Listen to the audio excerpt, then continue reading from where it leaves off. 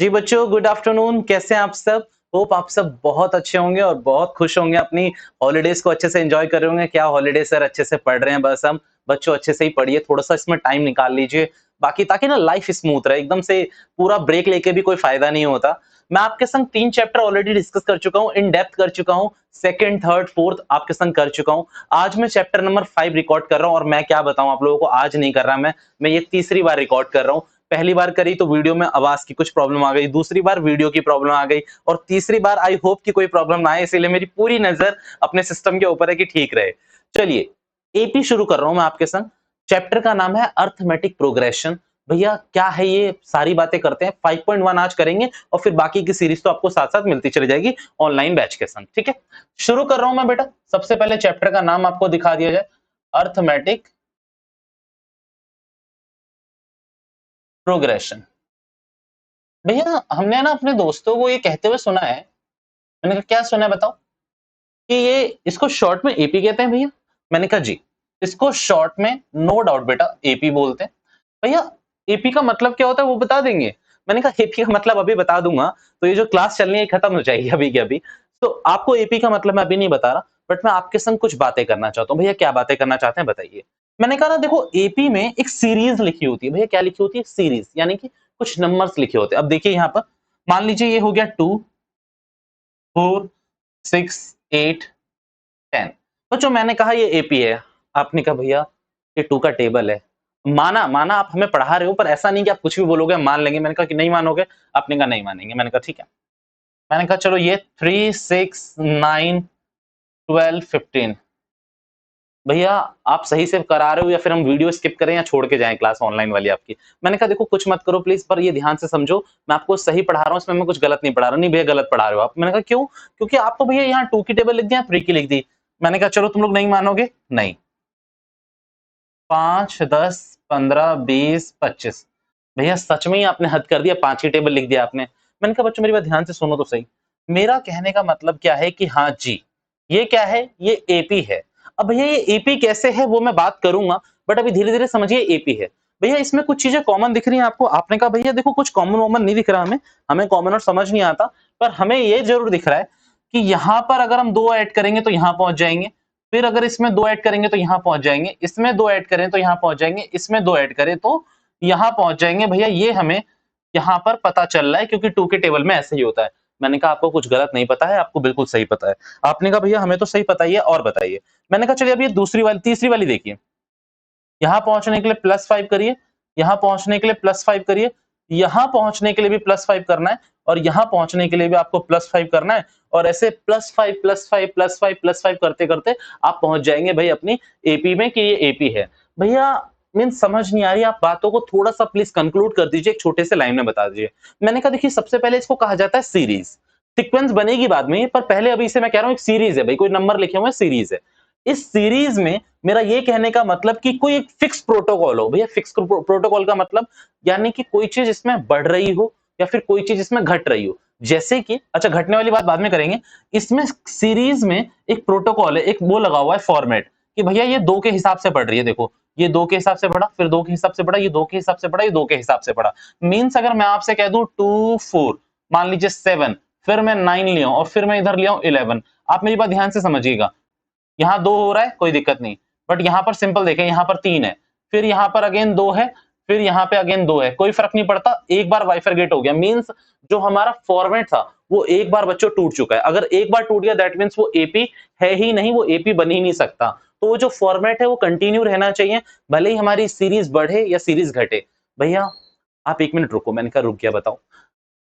भैया एपी का मतलब है कुछ नंबर्स लिखे होंगे लाइन में, हम हिंदी में बात करते हैं भैया, क्योंकि हमें ना आप एकदम सिंपल भाषा में समझाओ। ठीक है, बुक्स हमारे पास भी भैया, डेफिनेशन वहां भी लिखी हुई है। मैंने कहा यस, यही तो चाहिए था तुम लोगों से। ध्यान से सुनना, ये सिंपल लैंग्वेज में बताओ।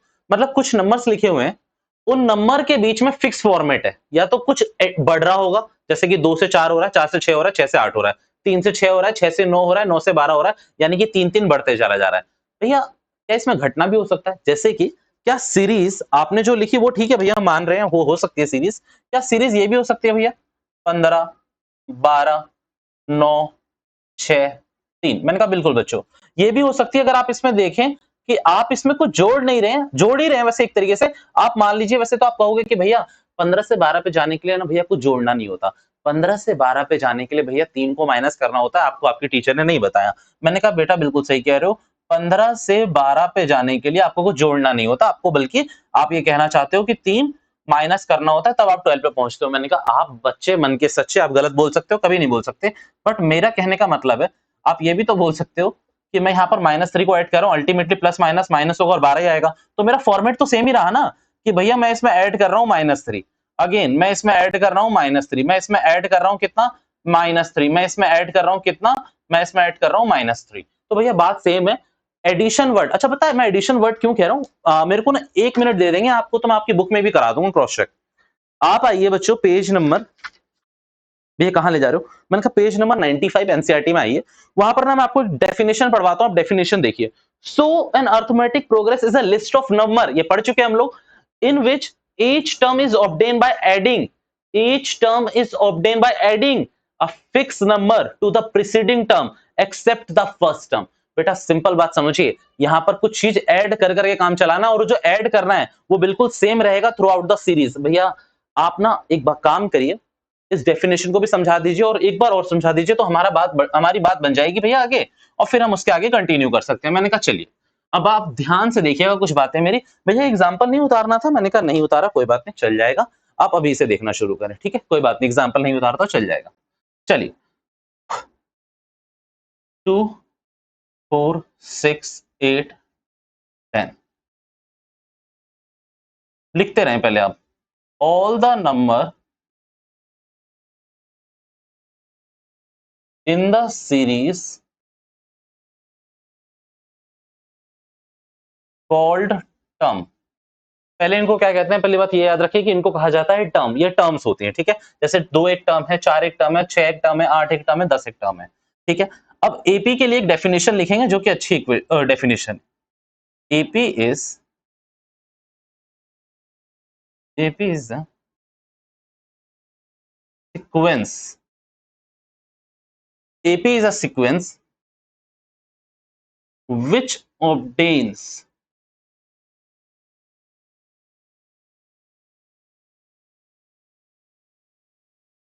by adding oblique subtracting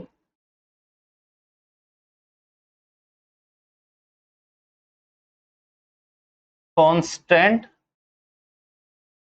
term।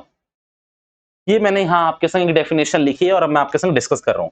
अगर आप यहां पर ध्यान से देखें, अच्छा प्लीज अब फोकस करना, आपने क्या ऐड करा +2, आपने क्या ऐड करा +2, आपने क्या ऐड करा +2, आपने क्या ऐड करा +2। यहां पर यानी कि आप कॉन्स्टेंटली +2 ऐड करते जा रहे हैं। मैंने सब्ट्रैक्शन का वर्ड भी यूज करा था, अब सब्ट्रैक्शन का देख लीजिए। अगर इसी एग्जांपल को मैं कुछ मोल्ड कर दूं और यहां लिख लूं 10 8 6 4 2, तो आप यहां पर देखें कि आप -2 कर रहे हैं, -2 कर रहे हैं, -2 कर रहे हैं और -2 कर रहे हैं। दैट मींस पहले मैं आपकी थॉट प्रोसेस ये कर दूं कि +2 करना है या फिर -2 करना है, इससे फर्क नहीं पड़ता। थ्रू आउट द सीरीज वो पूरी सीक्वेंस में सेम रहना चाहिए, तभी वो एपी बनेगा। मींस अगर हल्का सा भी कहीं भी चेंज हो रहा है तो वो आपका एपी का पार्ट नहीं बन पाएगा, वो आपका कुछ और बन जाएगा, एपी तो नहीं है, वो सीरीज बन के रह जाएगी, सीक्वेंस नहीं बन पाएगी कभी भी एपी की, ये बात याद रखें। अब भैया ये कांस्टेंट टर्म का क्या मतलब है यहाँ पर? बेटा ये कांस्टेंट टर्म ही तो सबसे इंपॉर्टेंट है, ये कांस्टेंट टर्म सबसे इंपॉर्टेंट है। भैया एपी को एक लाइन में बता दूं मैंने कहा बताओ, कुछ नंबर्स लिखे होंगे उनके बीच में सेम प्रोटोकॉल होगा, या तो हमको जोड़ रहे होंगे कॉन्स्टेंटली या कुछ घटा रहे होंगे, उसे एपी कहते हैं। मैंने कहा बिल्कुल सही चल रहे हैं आप लोग। आगे जाकर याद रखना क्लास 11th में आपको जीपी भी पढ़ना है, आगे जाके आपको एंट्रेंस में एचपी भी पढ़ना है। भैया what is GP, what is HP? GP means geometric progression, HP means harmonic progression. पर बेटा ये अभी का आपका काम नहीं है, वो तब का तब पढ़ेंगे, ठीक है।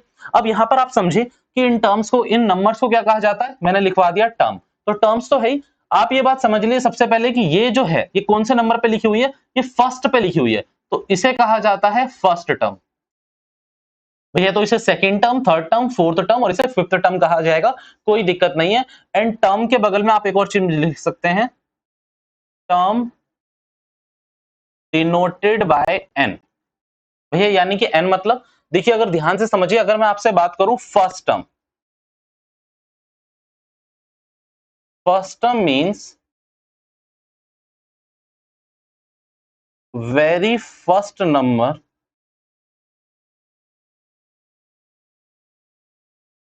In the sequence. सीक्वेंस का जो पहला नंबर होता है वेरी फर्स्ट, यानी कि जैसे यहाँ 2 है, वो आपका क्या कहलाएगा, वो आपका फर्स्ट टर्म कहलाएगा। और फर्स्ट टर्म को आप डिनोट करते हैं A1 से या फिर A से। भैया ये बात हमें समझ नहीं आई, मैंने कहा थोड़ी देर होल्ड पे रखिए, इसे A1 और A कहते हैं, बस अभी थोड़ी देर के लिए रखिए, आगे बात आपकी नेक्स्ट स्लाइड में ये बात आपकी क्लियर हो जाएगी। अब ये जो कांस्टेंट टर्म है, ये जो कांस्टेंट टर्म है, ये समझिएगा, ये बहुत इंपॉर्टेंट भूमिका निभाएगा। इसे कहा जाता है common difference. This constant term, जैसे आप ऐड या सब्ट्रैक्ट कर रहे हो, this is called constant common difference. इसे क्या कहा जाता है, कॉमन डिफरेंस। मैंने लिख दिया, इसे कहा जाता है कॉमन डिफरेंस। अब अपने नोट्स में आप अपडेट करते रहेंगे, जिस तरीके से मैं लिख रहा हूं आप इसको भी लिख लीजिए, उसको भी लिख लीजिए, तो उसे क्या कहा जाता है, कॉमन डिफरेंस। भैया आप कॉमन डिफरेंस हमें बता दीजिए, निकाला कैसे जाता है। मैंने कहा देखो मैं आपको बता देता हूं, आप प्लीज बातें ध्यान से सुनना, मैं इसको रफ कर रहा हूं, अगर आपको चाहिए था तो आप पॉज करिए, अगर आपने नहीं उतारा है तो फिर उतारिए इसको नोट बैक करके।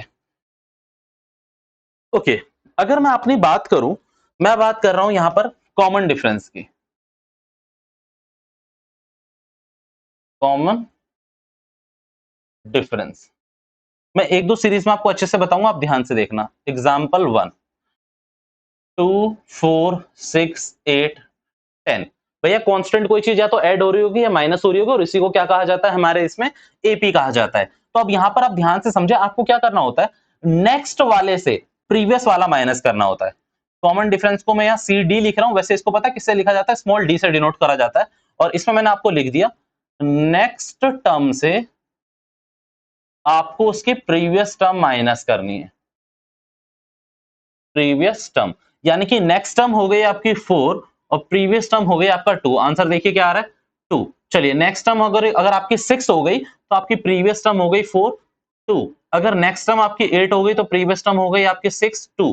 नेक्स्ट टर्म अगर आपकी 10 है तो प्रीवियस टर्म हो गई 8, आंसर 2। ये देख रहे हैं पूरी सीरीज में आपका 2 2 करके आ रहा है। This is nothing but common difference, this is nothing but common difference. अगर इसी तरीके से इस एग्जांपल को मैं एग्जांपल 2 का नाम दूं और इसको उल्टा कर दूं, यानी कि 10, 8, 6, 4, 2, तो बेटा इसमें डी कैसे निकालेंगे, ध्यान से देखें।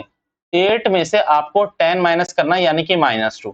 दोबारा देखिए, आपको 6 में से 8 माइनस करना है, यानी कि -2। नेक्स्ट में से प्रीवियस, अब मान लीजिए 4 है तो 4 आपका पहले आ गया, ये आपकी नेक्स्ट टर्म है, तो प्रीवियस टर्म क्या है 4 की, 4 की प्रीवियस टर्म है 6 -2। बेटा अगेन डिफरेंस देखें, नेक्स्ट टर्म मान लीजिए आपकी 2 है, इसकी प्रीवियस टर्म क्या है, तो प्रीवियस टर्म 4 है, ये भी आ गया आपका -2। इस तरीके से कॉमन डिफरेंस निकालते हैं। भैया इस वाले में ए रहेगा वेरी फर्स्ट टर्म, इस वाले में भी ए रहेगा वेरी फर्स्ट टर्म, यानी कि पहली वाले क्वेश्चन में आपका 2, दूसरे वाले क्वेश्चन में आपका 10, आपका क्या था, फर्स्ट टर्म हो गई आपकी। ये मैंने आपको अच्छे से बता के रख दिया। अभी दो बातें हम क्लियर कर चुके हैं, एपी क्या होती है और ए और डी क्या है अपना, हम ये क्लियर कर चुके हैं।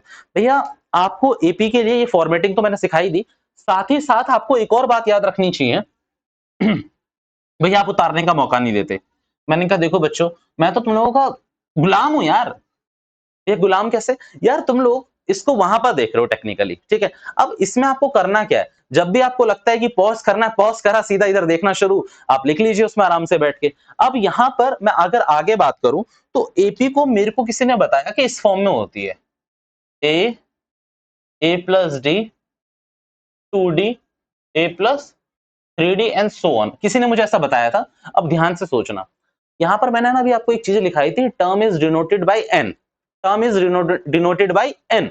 तो पहले तो इसको देख लो कि ये क्या चीज है, ये क्या भला है।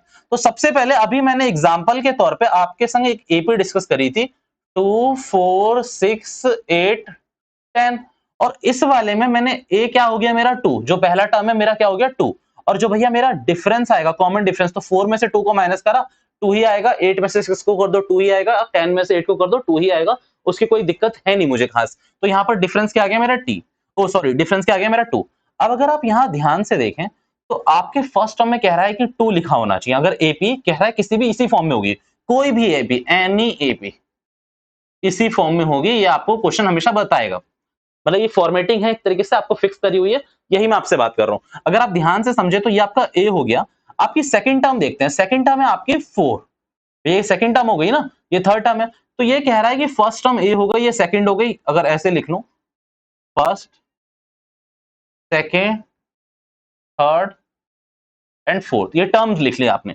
अगर आप ध्यान से देखेंगे यहां पर तो आपको ये क्या लिखी हुई है, सेकंड टर्म। सेकंड टर्म के लिए कह रहा है ये a प्लस डी होना चाहिए। चलो चेक करते हैं। तो a अपना कितना था 2, d कितना था अपना 2। भैया प्रूफ हो रहा है, मतलब यहां तक तो AP है। भैया आगे भी तो करके दिखाओ, इतने से क्या पता चलेगा। मैंने कहा चलिए आगे करके देखते हैं। a प्लस 2d, तो अगर a प्लस 2d की बात करें तो ये थर्ड टर्म है और हमारी थर्ड टर्म है 6। तो जरा देखते हैं, ये हो गया 2 और d कितना था हमारा 2, तो 2 में 2 को हमने मल्टीप्लाई करा तो 4 और 6। भैया ये भी प्रूफ हो रहा है। भैया a प्लस 3d करेंगे तो वो भी आपको 8 मिल जाएगा, कोई बड़ी बात नहीं है।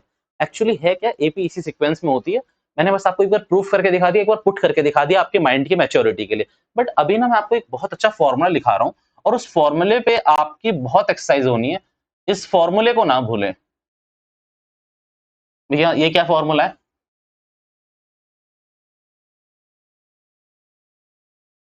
टर्म। अब मैंने आपसे बोला था कि कोई भी टर्म निकालनी है आपको, तो आपको ये फॉर्मूला डालना है। बेटा n क्या होगा आपको पता ही है, टर्म है। a क्या है, डिनोट करने का तरीका है, जोन सी टर्म निकालनी है। भैया भैया भैया भैया आपने अभी अभी हमसे कहा था कि a1 को फर्स्ट टर्म को a1 कहते हैं, यानी कि फर्स्ट टर्म को आपने कुछ ऐसा लिखा था a1 is equal to a। आप मैंने कहा बिल्कुल ठीक। भैया आप इसमें प्रूफ करके दिखाना, इसमें डाल के कि आप इसमें n की वैल्यू 1 डालो, क्योंकि फर्स्ट टर्म है तो 1 डालूंगा, सेकंड टर्म होगी तो 2 डालूंगा, थर्ड टर्म होगी तो 3 डालूंगा। इसी एपी में चेक कर लेते हैं। अगर मैं फर्स्ट टर्म में a देखूं तो मेरे हिसाब से तो यहाँ पर क्या होना चाहिए 2। भैया डाल के दिखाओ, आएगा नहीं। तो मैंने कहा चलो n की वैल्यू मैंने डाली 1 इसी वाले फॉर्मेट में। a कितना था मेरा बच्चों, तो a था मेरा 2। चलिए a मेरा कितना था 2। भैया n कितना है मेरा, n है मेरा 1, तो 1 माइनस 1 तो हो जाएगा अपना 0। और d कितना है मेरा 2। तो अब यहाँ देखिए 2 और 0 को जब मैं 2 से मल्टीप्लाई करूंगा तो दिस विल गिव मी 0। और अगर इसको सॉल्व करूंगा तो इसकी वैल्यू कितनी आ जाएगी 2। दैट मीन्स भैया मैंने सही कहा था, a1 की वैल्यू आपकी 2 ही आ रही है और a1 को a से ही डिनोट यहाँ पर हम करते हैं हम लोग। ये हमारी पहली चीज हमारी यहाँ पर क्लियर हो गई। अगर हम आगे बात करें, मान लीजिए हमें थर्ड टर्म निकालनी है। भैया थर्ड टर्म ना 6 आनी चाहिए। तो देखिए a3 पुट करो जरा। तो अगर अच्छा पहली बात पता क्या बताऊं, मैं इस फॉर्मेट में देता हूं। थर्ड टर्म मेरी क्या आ रही है, a प्लस 2d। तो चलो देखते हैं ऐसे कैसे, ये कैसे आती है। तो देखो आप ना a और d की वैल्यू मत डालो, आप किसकी वैल्यू डाल दो, n की। तो 3 माइनस 1 d, तो ये देखिए a प्लस 2d आ रहा है। मीन्स ये जो रेलेवेंस आ रहा है वो इस फॉर्मूले से आ रहा है। ये जितनी भी आपकी चीजें आ रही हैं ये इस फॉर्मूले से आ रही हैं। ये बस आपको बात याद रखनी है। अब इसी तरीके से मैं बताऊं तो a प्लस 2d आई गया। अगर आप इसको पूरा सॉल्व कर सकते हैं तो a की वैल्यू 2, ये हो जाएगा आपका 2 और इसकी वैल्यू 2, 2 2 4 हो जाएगा और ये आपका आंसर आ गया 6। मीन्स अगर आपको कोई भी टर्म निकालनी है तो आपको फॉर्मूला लगाना चाहिए an का a plus n minus 1 d, ये आपको फॉर्मूला लगाना है। ये सारी की सारी बेसिक बात थी। भैया मैंने ना लास्ट वीडियो में आपको एक बात बताई थी बट वो स्किप हो गई, वो मैं फिर से लाना चाहता हूं आप लोगों के संग शेयर करना चाहता हूं। ध्यान से सुनना। भैया एपी क्या इंपॉर्टेंस रखती है हमारी लाइफ में, मैंने कहा बहुत इंपॉर्टेंस रखती है। अगर आप इसको समझें, नॉर्मली समझें, तो मैं आपको एक एग्जांपल देता हूं। मान लीजिए आपने किसी बैंक में 100 रुपए डिपॉजिट करे आपके पापा ने, और उन्होंने डिसाइड करा कि हर साल वो 5-5 रुपए डिपॉजिट बढ़ा के करेंगे। जैसे पहले साल 100, तो अगले साल वो 105 करेंगे, उससे अगले साल 110 करेंगे, उससे अगले साल 115 करेंगे। ऐसे करते करते मान लीजिए उन्होंने आपसे पूछा कि भैया बता तू 10th में पढ़ता है, तेरा चैप्टर है एपी, वहां पर मैंने सुना है कि ऐसे निकाल सकते हैं। आप मुझे ये बताओ कि 25वें साल में आपको कितने रुपए डिपॉजिट करने पड़ेंगे। तो आप कहोगे बहुत इजी है भैया, हम टोटल करते रहेंगे 100, 105, 110, 115 ऐसे कर करके बताते रहेंगे। बेटा उस तरीके से ना गलती होने की गुंजाइश है। आप सिंपल ये वाला फॉर्मूला लगा लो। ए आपका कितना हो गया, इनिशियल आपने कितने रुपए डिपॉजिट करे, 100 रुपीज। भैया हर महीने कितने रुपए बढ़ा रहे हो, 5 रुपए। तो 105 में से 100 को माइनस करोगे तो 5 रुपए, तो डी हो गया आपका 5 और एन मतलब हो जाएंगे ईयर्स। तो कितने ईयर, 25। तो ए की वैल्यू आपको डालनी है 100, यहां पर डालना है आपको 25 माइनस 1 और डी की वैल्यू कितनी हो जाएगी आपकी, डी की वैल्यू हो गई आपकी 5। आपका सीधा आंसर निकल आएगा। अगर मान लो आप ये तो फिर भी कर लोगे चलो जोड़ जाड़ के, बट अगर आपके पापा ने ये पूछ दिया कि भैया एपी है, सॉरी एपी तो पढ़ चुका है, आप मुझे ये बताओ कि 25वें साल में मेरे पास टोटल कितने रुपए हो जाएंगे, तो आप बोलोगे ये भी बहुत इजी है, 100 रुपए, 105 रुपए, 205 रुपए, फिर 205 में मैं 110 ऐड करूंगा तो 315 रुपए, ऐसे ऐड करते करते चलता रहूंगा और पहुंच जाऊंगा 25 साल तक। अगेन वहां गलती है, 5.3 आपको इसका आंसर देगी। 5.3 का मेरा पहला क्वेश्चन मैं यही कराऊंगा, टेंशन ना लें, और इसे आपके तरीके से कराऊंगा। अब मैं आ रहा हूं आपके संग एक्सरसाइज 5.1 पे, फिर मैं 2 की वीडियो आपको डाल दूंगा, दोनों मिल जाएंगे आपको। ये आपको वीडियो पहले ही मिलेगी, सीक्वेंस मेरे हिसाब से इक्वल चलेगा, ठीक है। 5.1 में अगर आप देखेंगे तो कुछ ज्यादा अच्छे क्वेश्चंस नहीं है, नॉर्मल क्वेश्चंस है। 5.1 का जो पहला क्वेश्चन है उसमें आपसे ये पूछा गया है कि आप ये बताइए ये एपी है या नहीं। आपके संग मैं डिस्कस कर रहा हूँ सारे क्वेश्चंस, आपको पहले मैं रफ करके दिखा दूं, यहाँ पर 10-15 मिनट लगेंगे और ये हो जाएगा हमारा पार्ट कवर। आप इसका फर्स्ट क्वेश्चन जब तक पढ़ लें बच्चों,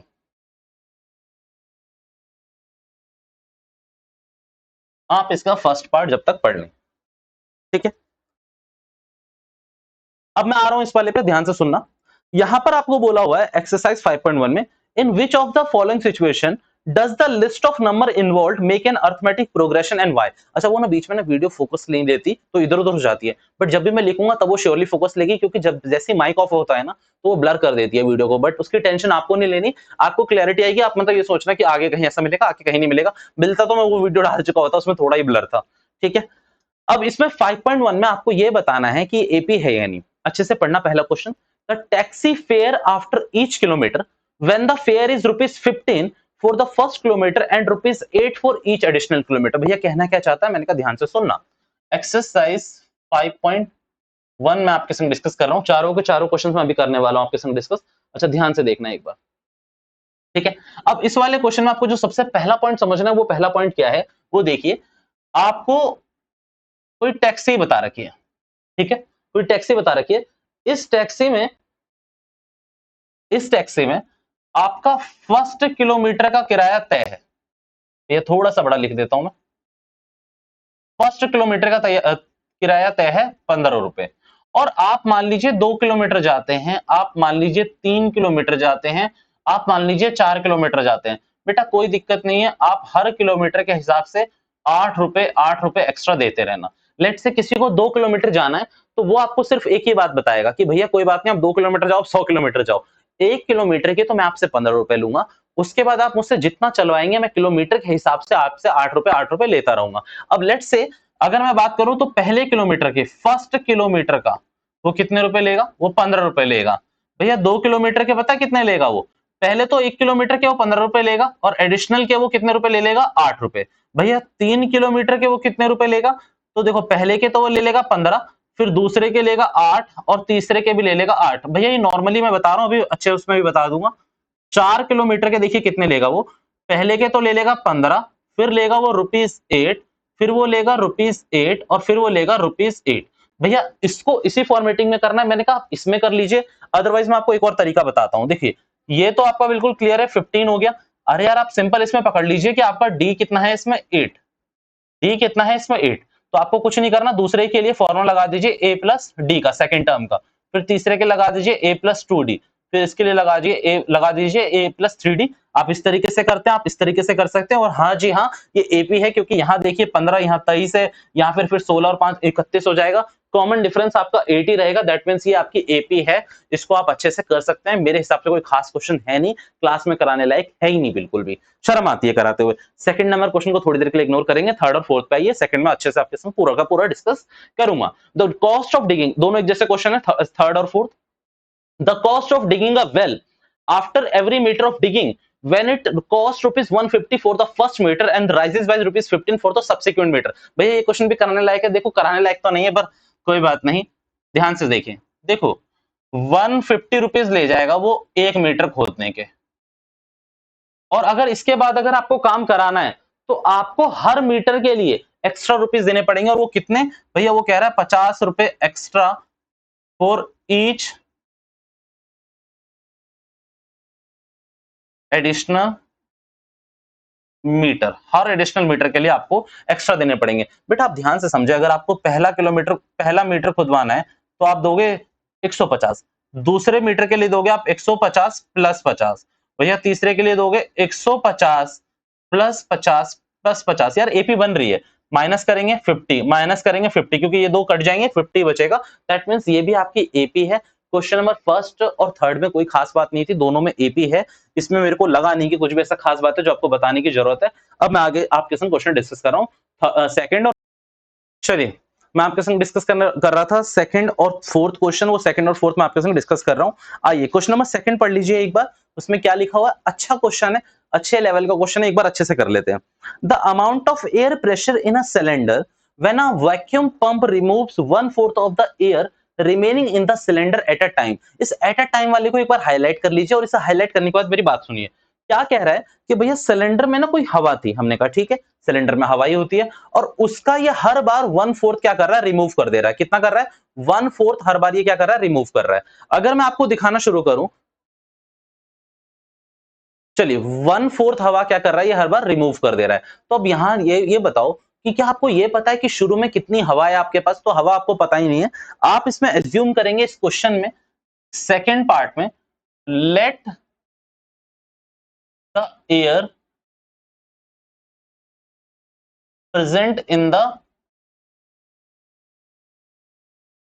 सिलेंडर, अब x मान लीजिए, शुरू में कितनी थी बच्चों, मान लीजिए शुरू में x थी। अब इसके बाद आप क्या करेंगे, देखो शुरू में तो आपकी x थी ठीक है, दूसरे बार ये कह रहा है कि हम 1/4 इसमें से निकाल देंगे। अरे 1/4 किसका, तो जितनी बची हुई है तो 1/4 ऑफ x निकाल देंगे।